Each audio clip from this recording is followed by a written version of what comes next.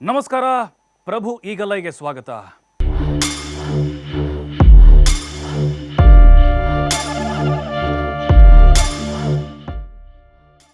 ನೇಪಾಳ ಕಣ್ಣೀರು ಬರ್ತಾ ಇದೆ ನೋಡಿದರೆ ಒಂದೊಂದು ದೃಶ್ಯಗಳನ್ನು. ಇಡೀ ವಿಶ್ವವೇ ಕಣ್ಣೀರು ಹಾಕ್ತಾ ಇದೆ. ಒಂದೊಂದು ದೃಶ್ಯವೂ ಕೂಡ ಕರಳು ಹಿಂಡುವಂತಿದೆ. ಭೀಕರವಾದಂತಹ ಆ ನೀರಿನ ಹೊಡೆತಕ್ಕೆ, ಆ ಕೆಸರಿನ ಭೋರ್ಗರೆತಕ್ಕೆ ನೂರಾರು ಹೆಣಗಳ ರಾಶಿ ಬಿದ್ದಿದೆ. ಒಂದು ಬೆಟ್ಟ ಮಾಡ್ಬೋದು, ಅಷ್ಟು ಶವಗಳು ಸಿಗ್ತಾ ಇದ್ದಾವೆ. 500ಕ್ಕಿಂತ ಹೆಚ್ಚಾಗಿದೆ ಈಗ ಸಾವಿನ ಸಂಖ್ಯೆ. 1500ಕ್ಕಿಂತ ಹೆಚ್ಚು ಮಂದಿ ನಾಪತ್ತೆಯಾಗಿದ್ದಾರೆ. ನಮ್ಮ ಭಾರತೀಯರು 300ಕ್ಕಿಂತ ಹೆಚ್ಚು ಜನ ಕಾಣೆಯಾಗಿದ್ದಾರೆ. ಬೇರೆ ಬೇರೆ ದೇಶಗಳಿಂದ ಬಂದಂಥವ್ರು ಕೂಡ ಸಿಕ್ಕಾಕೊಂಡಿದ್ದಾರೆ. ಸುಮಾರು 35 ಕಂಟ್ರಿಗಳಿಂದ ಪ್ರವಾಸಕ್ಕೆ ಅಂತ ಬಂದಂಥವ್ರು. ಹಾಗಾದರೆ ನಿಜಕ್ಕೂ ನೇಪಾಳದಲ್ಲಿ ಆಗಿರೋದೇನು, ಏನಾಗ್ತಾ ಇದೆ ನೋಡಿ. ಮತ್ತೊಂದು ಆಘಾತಕಾರಿ ವಿಚಾರ ಬಯಲಾಗಿದೆ. ಇನ್ನೇನು ಕೆಲವೇ ದಿನಗಳಲ್ಲಿ ಮತ್ತೊಂದು ಇದಕ್ಕಿಂತ ರಣರೌದ್ರ ರೂಪದ ಒಂದು ಪ್ರವಾಹ ಉಂಟಾಗುತ್ತೆ ಅನ್ನುವಂಥ ವರದಿಗಳು ಈಗ ಶಾಕನ್ನು ಕೊಡ್ತಾ ಇದೆ. ಈಗಾಗಿರೋದೇನಾಗಾದರೆ ನೋಡಿ, ಕೆಲವೊಂದಿಷ್ಟು ವಿಜ್ಞಾನಿಗಳು ಅಥವಾ ಹವಾಮಾನ ತಜ್ಞರು ಹೇಳ್ತಾ ಇರೋ ಪ್ರಕಾರ ಇದು ಹಠಾತ್ ಆಗಿರುವಂಥ ಪ್ರವಾಹ ಭೋಟಿ ಕೋಶಿ ಅನ್ನುವಂಥ ನದಿಯಿಂದ ಅಂತ ಹೇಳ್ತಾರೆ. ಕೆಲವರಿಲ್ಲ ನೀರ್ಗಲ್ಲು ಬ್ಲಾಸ್ಟ್ ಆಗಿರುವುದು ಅಂತಾರೆ, ಅಂದರೆ ಹಿಮಪಾತ, ಐಸ್ಬರ್ಗ್ ಅಂತ ಹೇಳ್ತೀವಲ್ವ, ಅದರಿಂದ ಆಗಿರುವಂಥ ಈ ಅನಾಹುತ ಅಂತ ಹೇಳ್ತಾರೆ. ಕೆಲವೊಬ್ಬರಿಲ್ಲ ಟಿಬೆಟ್ನಲ್ಲಿ ಆಗಿರುವಂಥ ಮಳೆ ಅಂತಾರೆ. ಇಲ್ಲ ಚೀನಾ, ಇದರ ಹಿಂದೆ ಚೀನಾ ಕೈವಾಡ ಇರ್ಬೋದು, ಅಲ್ಲಿ ಡ್ಯಾಮ್ ಏನೋ ಅವರು ಒಡೆದಿದ್ದಾರೆ ಅನ್ನುವಂಥ ಆರೋಪ ಇದೆ. ಹೀಗೆ ನಾನಾ ಗೊಂದಲಗಳಿದ್ದಾವೆ. ಕ್ಲಿಯರ್ ಕಟ್ ಆಗಿ ಕೆಲವೊಂದಿಷ್ಟು ವರದಿಗಳು ಬಹಿರಂಗ ಆಗಿದೆ ಈಗ. ಅದೆಲ್ಲವನ್ನು ಕೂಡ ಡೀಟೇಲ್ ಆಗಿ ನಿಮ್ಮ ಮುಂದೆ ಹೇಳ್ತಾ ಹೋಗ್ತೀನಿ ನೋಡಿ. 5 ತಿಂಗಳ ಹಿಂದೆಯೇ ಬಂದಿತ್ತು ಆಘಾತಕಾರಿ ವರದಿ. ಕೆಲವು ಸಂಸ್ಥೆಗಳು ಮೊದಲೇ ಹಠಾತ್ ಪ್ರವಾಹದ ಎಚ್ಚರಿಕೆಯನ್ನು ಕೂಡ ನೀಡಿದ್ವು.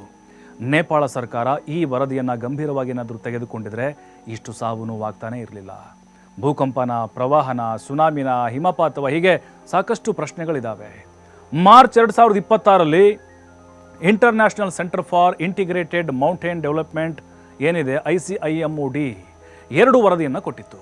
1975ರಿಂದ 27 ಅಂದರೆ 2027ರವರೆಗೆ ಹಿಮನದಿಯು ಆ ಒಂದು ದಪ್ಪ ಏನಿದೆಯಲ್ವಾ, ಅದು ಕಂಪ್ಲೀಟಾಗಿ ಹಂತ ಹಂತವಾಗಿ ಕಳಚಿ ಬೀಳುತ್ತೆ ಅನ್ನುವಂಥ ವರದಿ ಬಂದಿತ್ತು. ಅಂದರೆ ಹಿಂದೆ ಕೂಡ ಸಾಕಷ್ಟು ಬಾರಿ ಈ ರೀತಿಯಾದಂಥ ಘಟನೆಗಳಾಗಿತ್ತು ನೋಡಿ. 5 ತಿಂಗಳ ಹಿಂದೆ ಅಂದರೆ ಮಾರ್ಚ್ನಲ್ಲಿ ಹಿಂದೂ ಕುಶ್ ಅಂದರೆ HKH ಏನಂತ ಕರೀತೀವಿ, ಜನರ ಪರವಾಗಿ ಕಾರ್ಯನಿರ್ವಹಿಸ್ತಾ ಇದೆ. ಇದು ಅಂತರ ಸರ್ಕಾರಿ ಜ್ಞಾನ ಮತ್ತು ಕಲಿಕಾ ಕೇಂದ್ರದ 2 ವರದಿಗಳು ಈಗ ಬಹಿರಂಗ ಆಗಿದೆ.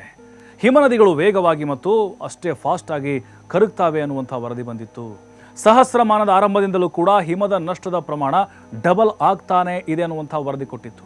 ಭಾರತ, ನೇಪಾಳ, ಭೂತಾನ್ ಮತ್ತು ಚೀನಾ ಸೇರಿದಂತೆ ಇತರ ಪ್ರಾದೇಶಿಕ ಸದಸ್ಯ ರಾಷ್ಟ್ರಗಳಂಥ ಕಠಮಂಡುವಿನಲ್ಲಿ ನೆಲೆಗೊಂಡಿರುವಂತಹ ಅಂತಾರಾಷ್ಟ್ರೀಯ ಸಮಗ್ರ ಪರ್ವತ ಅಭಿವೃದ್ಧಿ ಕೇಂದ್ರ ಏನಿದೆ, 1975ರಿಂದ 27 ಮೀಟರ್ಗಳಷ್ಟು ಹಿಮನದಿಯು ದಪ್ಪವು ಅದು ಕಳೆದು ಹೋಗಿದೆ ಅನ್ನುವಂಥ ಆಘಾತಕಾರಿ ವಿಚಾರವನ್ನು ಬಹಿರಂಗ ಮಾಡಿತ್ತು. ಏಷ್ಯಾದ ನೀರಿನ ಗೋಪುರದಿಂದ ಕರಗಿದ ನೀರನ್ನು ಅವಲಂಬಿಸಿರುವಂತಹ ಕೆಳಹರಿವಿನ ಕೆಳಭಾಗದ ಸುಮಾರು 2 ಶತಕೋಟಿ ಜನರಿಗೆ ಮುಂದಿನ ಭವಿಷ್ಯ ಬಹಳ ಆತಂಕಕಾರಿ ಸನ್ನಿವೇಶ ನಿರ್ಮಾಣ ಆಗುತ್ತೆ ಅನ್ನುವಂಥ ಕೆಲವೊಂದಿಷ್ಟು ರಿಪೋರ್ಟ್ಗಳು ಬಂದಿತ್ತು ನೋಡಿ. ಈಗಾಗಲೇ 500ಕ್ಕಿಂತ ಹೆಚ್ಚು ಜನರನ್ನ ಬಲಿ ತೆಗೆದುಕೊಂಡಂಥ ನೇಪಾಳ ಪ್ರವಾಹಕ್ಕೆ ನಿಖರವಾದಂಥ ಕಾರಣ ಏನು ಅನ್ನೋದು ವಿಜ್ಞಾನಿಗಳು, ಸಂಶೋಧಕರು ತಲೆ ಕೆಡಿಸ್ಕೊಂಡಿದ್ದಾರೆ, ತನಿಖೆ ಕೂಡ ನಡೆಸ್ತಾ ಇದ್ದಾರೆ. ಆದಾಗ್ಯೂ ಅವುಗಳಲ್ಲಿ ಹಲವು ಅಂಶಗಳ ಸಂಯೋಜನೆಯತ್ತ ಈಗ ಒಲವು ತೋರುತ್ತಾ ಇದೆ. ಅವುಗಳಲ್ಲಿ ಒಂದು ಅತ್ಯಂತ ಕಳವಳಕಾರಿ, ಹಿಮಪಾತದ ಬದಲು 4000 ಮೀಟರ್ ಮತ್ತು ಅದಕ್ಕಿಂತ ಹೆಚ್ಚಿನ ಎತ್ತರದಲ್ಲಿ ಮಳೆಯಾಗ್ತಾ ಇದೆ ನೋಡಿ. ಮಳೆಯಾಗ್ತಾ ಇದೆ ಪರ್ವತ ಪ್ರದೇಶಗಳಲ್ಲಿ ಅನ್ನೋದು ಕೂಡ ಈಗ ಬರ್ತಾ ಇದೆ. ಕೇಂದ್ರ ಸರ್ಕಾರದ ಡೆಹ್ರಾಡೂನ್ನಲ್ಲಿರುವಂಥ ವಾಡಿಯಾ ಇನ್ಸ್ಟಿಟ್ಯೂಟ್ ಆಫ್ ಹಿಮಾಲಯನ್ ಜಿಯಾಲಜಿಯ ವಿಜ್ಞಾನಿಯೊಬ್ಬರು ಹೇಳಿರೋ ಪ್ರಕಾರ ಒಂದು ಕಾಲದಲ್ಲಿ ಹಿಮಪಾತವಾಗುತ್ತಿದ್ದ ಆ ಎತ್ತರ ಏನಿದೆ ಈಗಾಗಿರುವಂಥ ಪ್ರದೇಶ, ಅಲ್ಲಿ ಮಳೆ ಯಾಕೆ ಬರ್ತಿದೆ ಮತ್ತು ಹಿಮನದಿಗಳು ಯಾಕೆ ಬೇಗನೆ ಕರಗಿ ಹೋಗ್ತಾ ಇದ್ದಾವೆ ಅನ್ನೋದನ್ನು ತಲೆ ಕೆಡಿಸ್ಕೊಂಡ್ಬಿಟ್ಟಿದ್ದಾರೆ. ಮತ್ತು ಕೆಲವೊಂದಿಷ್ಟು ಕಾರಣಗಳನ್ನು ಕೂಡ ಅವ್ರು ಕೊಟ್ಟಿದ್ದಾರೆ ನೋಡಿ. ಪ್ರತ್ಯೇಕವಾಗಿ ಈ ವರ್ಷದ ಮಾರ್ಚ್ನಲ್ಲಿ ಪ್ರಕಟವಾದಂಥ ಈ ವರದಿಗಳು 1990 ಹಾಗೆ 2020 ನಡುವೆ ಹಿಮನದಿಗಳು ತಮ್ಮ ಒಟ್ಟು ಪ್ರದೇಶದ ಸುಮಾರು 12% ಅಂದರೆ 12% ಮತ್ತು ಅವುಗಳ ಅಂದಾಜು ಹಿಮ ನಿಕ್ಷೇಪಗಳಲ್ಲಿ 9% ಕಳೆದುಕೊಂಡಿದೆ ಅಂತಂದರೆ ಕರಗಿ ಹೋಗಿದೆ, ಅದು ನೀರಾಗಿದೆ ಅಂಥೇಳಿ ಈ ವರದಿಗಳು ಹೇಳ್ತಾ ಇದೆ ನೋಡಿ. ಮೇಲ್ವಿಚಾರಣೆ ಮಾಡಲಾದಂಥ 38 ಹಿಮನದಿಗಳಿಂದ ಡೇಟಾವನ್ನು ಕಲೆಕ್ಟ್ ಮಾಡಿದ್ದಾರೆ. 38 ಹಿಮನದಿ 2000 ಇಸ್ವಿಯಿಂದ ಹಿಮನದಿಯ ವ್ಯರ್ಥವು ಡಬಲ್ ಆಗಿದೆ ಅನ್ನೋದು ಈ ಒಂದು ಸಂಶೋಧನೆಯಿಂದ ಗೊತ್ತಾಗಿದೆ. ಇದು ಹಿಮಾಲಯದ ಕ್ರಿಯೋಸ್ಪಿಯರ್ನ ಕೆಲವು ಭಾಗಗಳು ಬದಲಾಯಿಸಲಾಗದ ಹಿಮ್ಮೆಟ್ಟುವಿಕೆಯತ್ತ ನಿರ್ಣಾಯಕ ತುದಿಯನ್ನು ತಲುಪ್ತಾ ಇರಬಹುದು ಅನ್ನುವಂಥ ಬಲವಾದ ಸೂಚನೆಯಾಗಿದೆ ನೋಡಿ, 38 ಹಿಮನದಿಗಳಲ್ಲಿ ಕೇವಲ 7 ಮಾತ್ರ ವಿಶ್ವ ಹಿಮನದಿ ಮೇಲ್ವಿಚಾರಣಾ ಸೇವೆಯ ಜಾಗತಿಕ ಮಾನದಂಡ ಮೇಲ್ವಿಚಾರಣಾ ನಿಯಮಗಳನ್ನು ಪೂರೈಸ್ತವೆ ಅನ್ನುವಂಥ ದತ್ತಾಂಶ ಕೂಡ ಈಗ ಅದು ಗಮನಿಸಿದೆ. ಕಾರಕೋರಂ ಆಗಿರ್ಬೋದು, ಸಿಕ್ಕಿಮು, ಹಾಗೆ ಜುನ್ಸರು ಮತ್ತು ಭೂತಾನ್ ಸೇರಿದಂತೆ ಬೃಹತ್ ಹಿಮನದಿ ಇರುವಂತಹ ಪ್ರದೇಶಗಳು ಹೆಚ್ಚಾಗಿ ಮೇಲ್ವಿಚಾರಣೆಗೆ ಒಳಗಾಗಿಲ್ಲ ಅನ್ನುವಂಥ ಸತ್ಯ ಕೂಡ ಗೊತ್ತಾಗ್ತಾ ಇದೆ. ಎತ್ತರದ ಸ್ಥಳದಿಂದ ಹುಟ್ಟಿಕೊಂಡಂಥ ಐಸ್ ಕಲ್ಲು ಹಿಮಪಾತವು ಪ್ರವಾಹಕ್ಕೆ ಕಾರಣ ಆಗಿರಬಹುದು ಅನ್ನೋದನ್ನು ಕೂಡ ಸಂಶೋಧಕರು ಈಗ ತನಿಖೆ ನಡೆಸ್ತಾ ಇದ್ದಾರೆ. ಇನ್ನು ಬೋಟೆಕೋಶಿ ನದಿಯ ಉಪನದಿ ಏನಿದೆ, ಲೆಂಡೆ ಖೋಲಾ, ದೊಡ್ಡ ಪ್ರಮಾಣದ ಮಂಜುಗಡ್ಡೆ ಮತ್ತು ಅಲ್ಲಿನ ಕಲ್ಲಿನ ಅವಶೇಷಗಳು ಅವೆಲ್ಲ ಪ್ರವೇಶ ಮಾಡಿ ನೀರು, ಕೆಸರು, ಬಂಡೆಗಳೆಲ್ಲ ಮಿಕ್ಸ್ ಆಗಿ ಹಠಾತ್ ಇದು ಪ್ರವಾಹ ಉಂಟಾಯಿತು ಅಂತ ವರದಿಗಳು ಹೇಳ್ತಾ ಇದೆ. ಹಿಮದ ಹೊದಿಕೆಗಳು ಕಡಿಮೆ ಆಗ್ತಿದ್ದಾವೆ, ಹಿಮನದಿಗಳು ಕೂಡ ಹಂತ ಹಂತವಾಗಿ ನಶಿಸಿ ಹೋಗ್ತಾ ಇದ್ದಾವೆ, ಹೆಚ್ಚಿನ ಕಲ್ಲಿನ ಮತ್ತು ಬಂಜರು ಪ್ರದೇಶಗಳು ಒಡ್ಡಿಕೊಳ್ತಾ ಇದ್ದಾವೆ, ಅವು ಹೆಚ್ಚಿನ ಶಾಖವನ್ನು ಹೀರ್ಕೊಳ್ತಾ ಇದ್ದಾವೆ. ಇದು ಇಳಿಜಾರುಗಳನ್ನು ಹೆಚ್ಚು ದುರ್ಬಲಗೊಳಿಸುತ್ತೆ ಅನ್ನೋದು ಕೂಡ ಈಗ ಗೊತ್ತಾಗಿದೆ.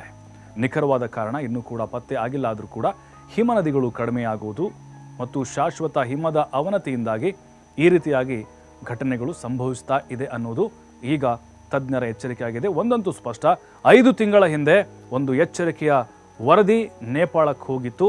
ಅವರು ಕಡೆಗಣಿಸಿದ್ದೇ ಈ ರೀತಿಯಾದಂಥ ಅವಘಡ ಆಗಲಿಕ್ಕೆ ಕಾರಣ ಅನ್ನೋದು.